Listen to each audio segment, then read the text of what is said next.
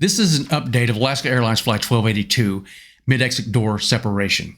On June 24th, 2025, the NTSB held a virtual meeting to discuss the event.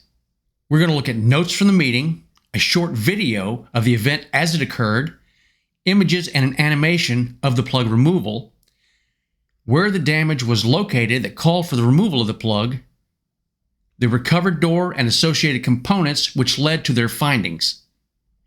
Finally, we'll read passages from the meeting indicating those findings, focusing on the maintenance aspect.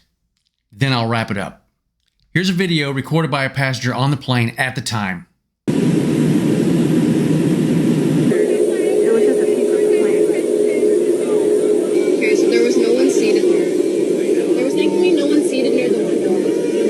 Next, we're going to look at images of the plane on the ground, both inside and out at that location. Then we're going to watch an animation of how the plug actually operates.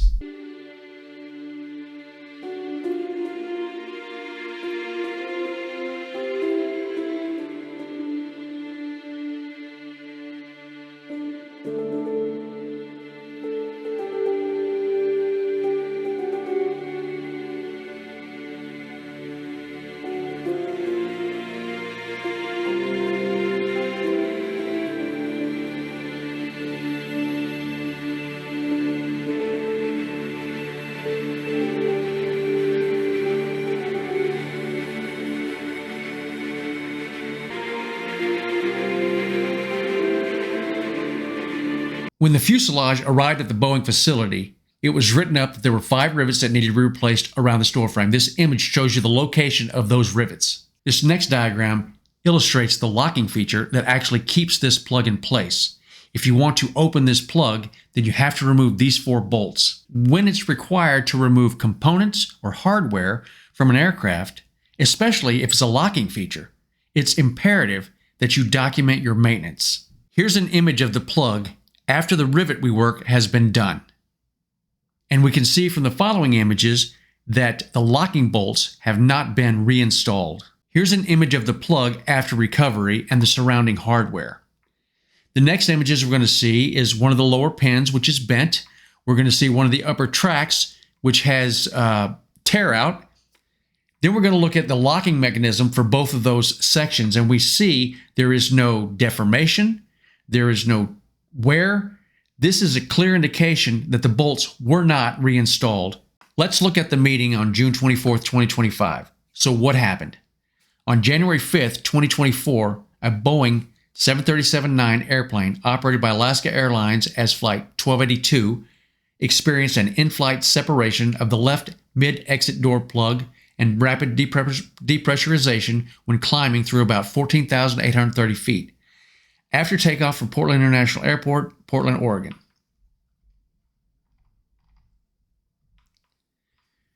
The airplane's left MED plug and some of the seat and interior pieces were located on the ground along the airplane's flight path and recovered.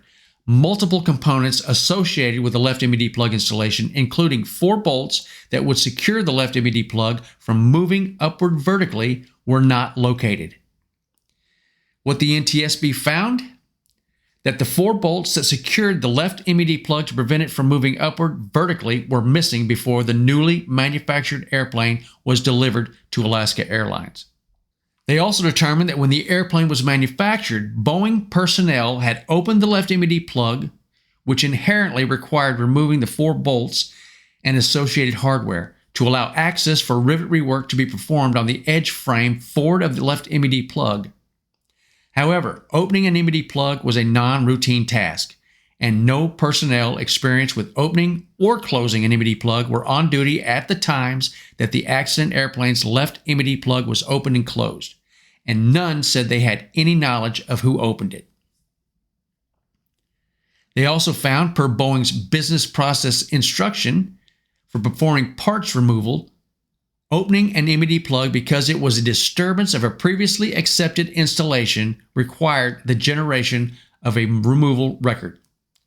However, they found that no removal record was generated. The left MED plug was subsequently closed without its securing bolts and attachment hardware, and no quality assurance inspection of the plug closure was performed. The work that needed to be deferred or traveled, because this was a manufacturing process, so they're going to keep that manufacturing process moving forward to allow for the rivet rework, was not correctly applied. So they didn't even apply their own processes within the facility. The NTSB also found that Boeing's BPI for performing parts removal lacked the clarity, conciseness, and ease of use necessary to be an effective tool for workers in the manufacturing process. The BPI had a documented history of compliance issues for at least 10 years before the accident. However, Boeing's corrective actions to address the issues, which were accepted by the FAA, were ineffective to address the persistent deficiencies with the BPI. We also found that Boeing's on-the-job training for generating removal records was insufficient, which decreased the likelihood that personnel with limited exposure to non-routine tasks could correctly open an MED plug and generate the required removal record.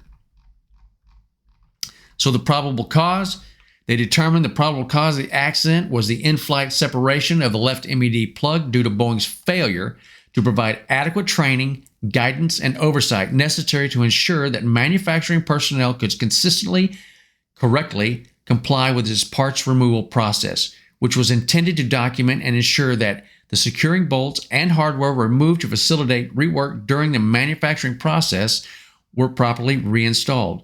Contributing to the accident was the FAA's ineffective compliance, enforcement, surveillance, and audit planning activities, which failed to adequately identify and ensure that Boeing's addressed the repetitive and systemic nonconformance issues associated with its parts removal. And what they recommended: enable FAA managers and inspectors to provide oversight of production approval holders to identify, record, track, and effectively address repetitive and systemic discrepancies and nonconformance issues. They also recommended that Boeing revise the BPI for parts removals to include clear and concise guidance for determining when a removal record is needed, and develop recurrent training for manufacturing personnel that emphasizes the importance of removal records for safety, prepares personnel to consistently and correctly determine when a removal record is needed, and ensures that a removal record is generated when required. We also recommend that Boeing develop a structured on-the-job training program that identifies and defines tasks necessary for manufacturing personnel to be considered fully qualified in their job series, and include a grading system for trainers and trainees to track progression and determine competence. There were failures all along this process. This was a non-routine item.